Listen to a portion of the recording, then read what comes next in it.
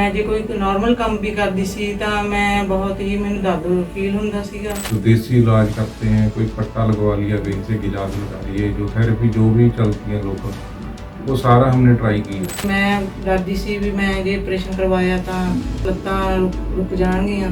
ਸਾਨੂੰ ਲੋਕ ਡਰਾਉਂਦੇ ਸੀ ਵੀ ਇਹ ਮੰਜੇ ਤੇ ਪੈ ਜਾਏਗੀ।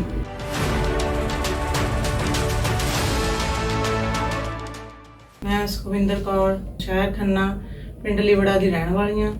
ਮੈਨੂੰ L4 L5 ਦੀ ਲੰਬੇ ਸਮੇਂ ਤੋਂ ਪ੍ਰੋਬਲਮ ਸੀ ਤੇ ਮੈਨੂੰ ਚੱਲਣ ਫਿਰਨ 'ਚ ਕੰਮ ਕਰਨ 'ਚ ਦਰਦ ਹੋ ਰਹਿੰਦਾ ਸੀ, ਤਕਲੀਫ ਰਹਿੰਦੀ ਸੀ ਤੇ ਮੈਂ ਕੁਝ ਵੀ ਕੰਮ ਕਰਦੀ ਸੀ ਤਾਂ ਮੈਨੂੰ ਬਹੁਤ ਹੀ ਦਰਦ ਹੁੰਦਾ ਸੀ। ਮੇਰੇ ਜੀ ਕਮਰ ਤੋਂ ਲੈ ਕੇ ਲੱਤ ਦੇ ਵਿੱਚ ਸਾਰੀ ਲੱਤ 'ਚ ਜਾਣ ਲੱਗੀ ਸੀ, ਸੱਜੀ ਲੱਤ ਵਿੱਚ। ਤੇ ਮੈਂ ਜੇ ਕੋਈ ਨॉर्मल ਕੰਮ ਵੀ ਕਰਦੀ ਸੀ ਤਾਂ ਮੈਂ ਬਹੁਤ ਹੀ ਮੈਨੂੰ ਦਰਦ ਫੀਲ ਹੁੰਦਾ ਸੀਗਾ। ਕਈ ਵਾਰੀ ਲੱਤ ਮੇਰੀ ਰੁਕ ਵੀ ਜਾਂਦੀ ਸੀ ਤੇ ਮੈਂ ਫਿਰ ਬੈੱਡ ਰੈਸਟ ਕਰਦੀ ਸੀ ਤੇ ਉਸ ਤੋਂ ਬਾਅਦ ਹੀ ਕੋਈ ਮਾੜਾ ਮੋਟਾ ਕੰਮ ਕਰਦੀ ਸੀ। ਪਰ ਮੈਂ ਦਵਾਈ ਵੀ ਬਹੁਤ ਖਾਧੀ ਪਰ ਮੈਨੂੰ ਕੋਈ ਵੀ ਰਿਲੀਫ ਨਹੀਂ ਹੋਇਆ। ਮੈਨੂੰ ਜੀ 5-6 ਸਾਲ ਲੱਗ ਗਏ ਸੀਗੇ ਦਰਦ ਨੂੰ। ਮੈਨੂੰ ਐਂ ਫੀਲ ਹੁੰਦਾ ਸੀ ਕਿ ਮੈਂ ਇਹ ਦਰਦ ਮੇਰਾ ਕਦੇ ਵੀ ਖਤਮ नहीं हो सकता। जो लोकल जो भी इलाज बनता है हमने जहाँ से भी हो सकता था, जो देसी इलाज करते हैं, कोई पट्टा लगवा लिया, कहीं से गिलास लगा लिए, जो थेरेपी जो भी चलती है लोकल, वो सारा हमने ट्राई किया। उसके बाद हम डॉक्टरी इलाज में पढ़े तो हमें पता चला कि इसका इलाज तो ऑपरेशन ही है। फिर हमें जिससे भी कंसल्ट करते थे वो कोई बोलता था ओपन सर्जरी होगी या जैसे भी चलता है रेगुलर, उससे हमें कॉन्फिडेंस नहीं आया। मैं कई जगह डॉक्टरां नूं दिखाया, PGI गई, लुधियाने गई, मोहाली गई तो उन्होंने मैनू ऑपरेशन बारे दस्सिया ते मैं डरदी सी भी मैं जे ऑपरेशन करवाया तो ਲੱਤਾਂ रुक जाणगीਆਂ। ਸਾਨੂੰ ਲੋਕ ਡਰਾਉਂਦੇ ਸੀ ਵੀ ਇਹ ਮੰਜੇ ਤੇ ਪੈ ਜਾਏਗੀ। जैसे हम डॉक्टर गौरव शर्मा से कंसल्टेशन के लिए आए तो उन्होंने बताया कि हम मिनिमल रिस्क वाली कोई सर्जरी करते हैं। हमें पहले नहीं सुना था कि ऐसे कोई सर्जरी होती है।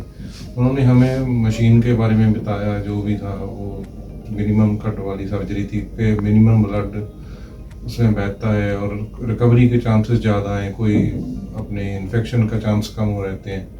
तो उनसे मिलके हमें थोड़ा कॉन्फिडेंस आया कि हम सही जगह आ गए हैं। इन्होंने जिस तरह से हमें डील किया, हर तरह से हमें फ़ोन पे भी जब कभी भी फ़ोन किया, अभी तक भी 1 साल के करीब हो गया है, जब भी फ़ोन करते हैं तो रिप्लाई करते हैं।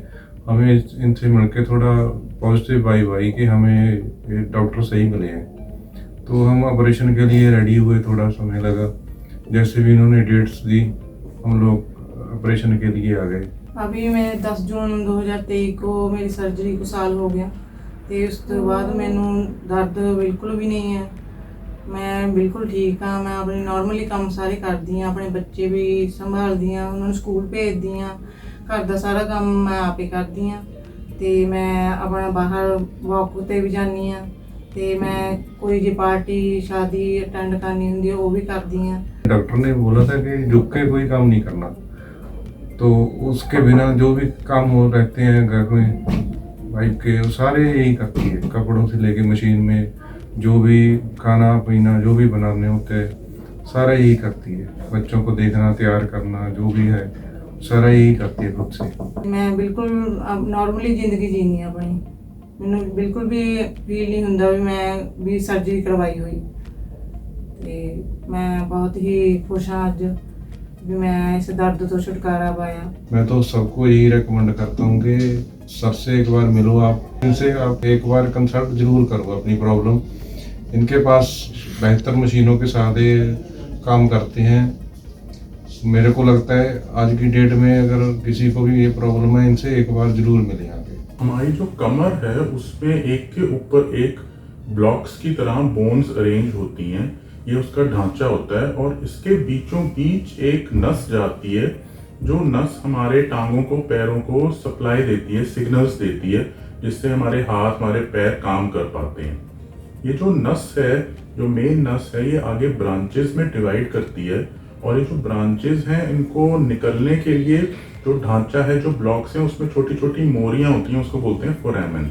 तो ये इसका डिज़ाइन दिया गया है और एक बहुत डेलिकेट बैलेंस होता है ढांचे के अंदर और जो नस के अंदर, दोनों ठीक से काम करने के लिए।